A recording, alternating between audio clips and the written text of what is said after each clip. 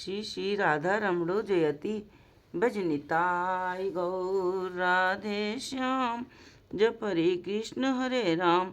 चरित सुधा श्री श्रीमद राधा रमण चरणदास देव बाबा जी महाशय, बड़े बाबा का जीवन चरित्र, मूल बंगला संपादक प्रकाशक श्री रामदास बाबा जी।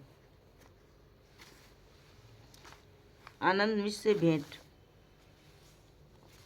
इधर ये लोग नामानंद में विभोर थे। बहुत देर बाद कीर्तन समाप्त हुआ और सब बैठ गए। पड़ोस के बहुत से भद्र पुरुष आकर बाबा जी महाशय के साथ तरह तरह की कथा वार्ता करने लगे। आनंद बाबू इन सबके भोजन आदि और अन्य सेवा शुश्रूषा का सारा भार नवदीप दादा पर छोड़ निश्चिंत होकर बाबा जी महाशय के श्रीमुख से तत्व कथा सुनने लगे। नवदीप दादा ने भी सुचारू रूप से भोग राग की व्यवस्था की। रात को लगभग 11 बजे सबने महाप्रसाद सेवन कर विश्राम किया। भगवत कृपा से जिस प्रकार असंभव संभव हो जाता है, उसी प्रकार भगवान के भक्त की कृपा से भी ऐसे कार्य जो मानव बुद्धि के परे है इतने सहज रूप से संपन्न हो जाते हैं कि पता भी नहीं चलता। आज आनंद बाबू शुभ गुणों की मूर्ति हैं, स्वर्ग के देवता हैं। अब उनकी वो उद्धत प्रकृति नहीं है। उनके मुवक्किल मुकदमों के विषय में परामर्श करने आते हैं तो वे नम्र भाव से कहते हैं, देखो भाई, यदि इस केस में कोई झूठी बात निकली तो मैं उसी वक्त इसे छोड़ने को बाध्य हो जाऊंगा। कभी कभी वे मुवक्किलों से कहते, भाई बेकार झगड़ा कर कीमती मनुष्य जन्म क्यों नष्ट करते हो, जाओ आपस में समझौता कर लो। इससे यदि तुम्हारा कुछ नुकसान भी हो तो कोई बात नहीं। मुकदमा लड़ने के माने हैं अर्थदंड और परिश्रम, उस पर भी अशांति, पैसा खर्च करके अनर्थ खरीदना। उनके व्यवहार और मीठी बातों से मुवक्किलों की आंखों में आंसू आ जाते। उन्होंने पत्नी से कहा, देखो, मेरे पहले के स्वभाव के अनुकूल जो भी द्रव्य है उन्हें फेंक दो या किसी को बांट दो। उनकी बैठक में जो पहले चित्र लगे थे उनके स्थान पर भगवान से संबंधित चित्र लग गए। आज जो कोई आनंद बाबू को देखता है वो गदगद कंठ से भगवान को धन्यवाद दे उनके प्रति सम्मान प्रदर्शित करता है। बाबा जी महाशय और आनंद बाबू के बीच पिता पुत्र का संबंध है। आनंद बाबू उन्हें बाबा कहते ही अस्थिर हो जाते हैं। उन्हें बैठे देख एकदम आकर बाबा कहे उनके दोनों चरण अपने वक्ष से लगाकर 5 साल के बच्चे की तरह रोने लगते हैं। अपूर्व परिवर्तन। आनंद बाबू की वर्तमान अवस्था देखकर कौन कहेगा कि ये कभी उद्धत प्रकृति का आदमी था या इसके हृदय को रजोगुण ने कभी स्पर्श भी किया था। नौकरानियों ने जिनके मुख से अरे क्यों रे के अतिरिक्त और कुछ नहीं सुना, उनसे आज बे भाई बेटा कहकर संबोधन करते हैं। बातें करते करते जिस किसी के आगे आत्मग्लानि से रोते रोते अधीर हो जाते हैं। एक दिन की बात, लगभग 10 बजे का समय था। आनंद बाबू निश्चेष्ट बाबा जी महाशय के पास बैठे थे। बाबा जी महाशय ने पूछा, आनंद, आज कचहरी नहीं जाना? आनंद, बाबा, इस प्रताड़ना में काम को करने की मेरी अब इच्छा नहीं, आप कृपा कीजिए, मैं कचहरी और नहीं जाऊंगा। बाबा, क्यों भाई, तुम तो इतने पढ़े लिखे हो, इस तरह बच्चों की सी बातें करने से कैसे काम चलेगा? ये बताओ कि किसके दोष से वकालत प्रताड़ना में हुई? आनंद, दोष किसका बताऊं? ये तो काम ही ऐसा है कि इच्छा न होते हुए भी प्रवंचना करनी पड़ती है। बाबा जी, अच्छा, कानून शब्द का क्या अर्थ है? आनंद, कानून का अर्थ है राजविधि व न्याय। बाबा जी, ठीक, राजपुरुषों ने हमारे देश में जो कानून प्रचलित किया है वो उनका स्वयं का सोचा हुआ है, यह हमारे किसी शास्त्र के मत के अनुसार है। आनंद बाबू, कानून किसी की कल्पित वस्तु नहीं, वो सत्य है, क्योंकि मनु, मिताक्षरा, दाय भाग आदि हिंदुओं के स्मृति शास्त्रों का अभिप्राय लेकर उसकी रचना की गई है। बाबा जी, स्मृति शास्त्र को व्यवस्था शास्त्र या धर्मशास्त्र कहते हैं। जहाँ धर्म शब्द रहता है वहाँ प्रवंचना, कपट, छल, चातुर्य नहीं हो सकता। न्यायालय का नाम है धर्म स्थान और न्यायाधीश को कहते हैं धर्म अवतार।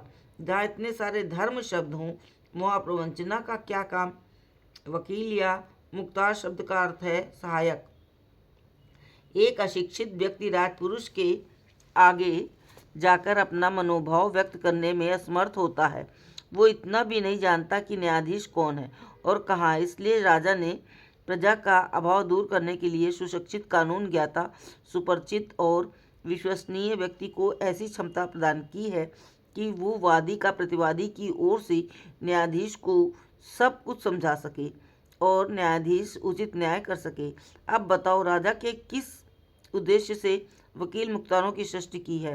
राजन ने किस उद्देश्य से की है? तुम लोग क्या पैसे के लालच में अपने अपने धर्म की ओर नज़र न रख दूसरे का अनिष्ट नहीं करते? फिर दोष देते हो कानून को और पेशे को। न्याय आसन पर बैठने वाले व्यक्ति को झूठी बात इस प्रकार समझा देते हो कि वो बहुत छानबीन करने के बाद भी उसको मानने को बाध्य होता है। ऐसा करके तुम घोर अपराध के भागी होते हो। इस तरह कमाए हुए धन से जो धनी बनते हैं और परिपुष्ट होते हैं उनकी बुरी गति होती है। जो लोग ऐसे वकील की सहायता से दूसरे का धन दौलत अपहरण करते हैं उनकी और उनके परिवार की भी बुरी गति होती है। फिर जो झूठी गवाही देते हैं उनकी कौन कहे। सारांश ये है कि इस सब अनर्थ की जड़ वकील की स्वार्थपरता छोड़ और कुछ नहीं है। आनंद, यही बात है बाबा, इसीलिए मैं ऐसा असत्कार्य अब नहीं करना चाहता। बाबा जी, क्यों भाई? वकालत के पेशे का तो कोई दोष हुआ नहीं। कानून नहीं कहता कि तुम प्रवंचना कर इतने लोगों का नरक का रास्ता साफ करो। कानून तो यही कहता है कि ऐसा करो जिससे गलत काम न हो। मेरे मत से धर्मवृत्ति से इस कार्य में जितना भी लगा जा सके उतना अच्छा है। अधर्म को उतना ही कम आश्रय मिलेगा। अच्छा, तो आज से मन ही मन ये दृढ़ संकल्प करो कि मैं किसी प्रकार भी गलत काम नहीं करूँगा। झूठे मुकदमे से बहुत पैसा मिले तो भी उसे न लूँगा। जी जान से सत्य की ओर अग्रसर होऊंगा। फिर देखना दिन पर दिन तुम्हारी कितनी उन्नति होगी और पहले कुछ अभाव का अनुभव होगा, पर उस अवस्था में लोभ दूर रखना पड़ेगा। हो सकता है कोई व्यक्ति किसी झूठे मुकदमे के लिए 500 रुपये देने लगे। उस समय मन में हो सकता है कि मैं हाथ में आई इतनी बड़ी रकम कैसे छोड़ दूं। बहुत संभव है कि ये आत्मीय स्वजन कहने लगे, ये क्या पेशा करने बैठे हो? ऐसे दुकान कब तक चलेगी? तुम्हारे हमेशा के बंधे बंधाए वकील दूसरे वकीलों के पास चले जाएंगे, फिर क्या होगा? इत्यादि। लेकिन भाई, उस समय यदि थोड़ा सा धैर्य से काम लिया तो भविष्य में जब सबको तुम्हारी सत्यवादिता का पता चल जाएगा तो देखोगे कि कितने मुवक्किल तुम्हारे पास आते हैं। प्रभु तुम्हें चारों ओर से इतना पैसा और सम्मान देंगे कि तुम संभाल नहीं पाओगे। भाई, लोभ के वशीभूत हो। अधिक रसगुल्ले खाकर जब आँव हो जाए तब रसगुल्लों को दोष देने से काम कैसे चलेगा? रात दिन प्रभु से अपने पहले किए पाप कर्मों के लिए क्षमा प्रार्थना करो और भविष्य के लिए उनसे सत्यता, न्यायपरायणता, धर्मनिष्ठा मांगो। पिशाच प्रवृत्ति चरितार्थ करने की अपेक्षा आत्मग्लानि पैदा करने की चेष्टा करो। परम शांति प्राप्त होगी। कर्म छोड़कर ही साधु बना जाता है, ऐसा सोचना गलत है। कपटता का त्याग करो। धर्म का दिखावा मत करो। भीतर बाहर एक होने की चेष्टा करो। भगवान पर निर्भर करो। कभी बुरे रास्ते पर नहीं जाओ। भ्रमवश यदि कुमार्ग पर जाना भी चाहोगे तो प्रभु निश्चय ही पीछे हटा देंगे। आनंद बाबू इतनी देर पुतलिकावत स्थिर हो बाबा जी महाशय की बातें सुनते रहे और ये सोचकर कि इतने दिन लोभ के वशीभूत हो इतने असत्कार्य किए हैं, मन ही मन अपने को धिक्कारते रहे। जैसे ही बाबा जी महाशय की बात खत्म हुई वे अत्यंत व्याकुल भाव से रोते रोते उनके पैरों में पड़ गए। बाबा जी महाशय ने उन्हें अपने आलिंगन से स्वस्थ कर कचहरी भेज दिया। इधर यथा समय ठाकुर जी का भोग लगा। सभी ने मध्याह्न कीर्तन कर महाप्रसाद पाया और विश्राम किया।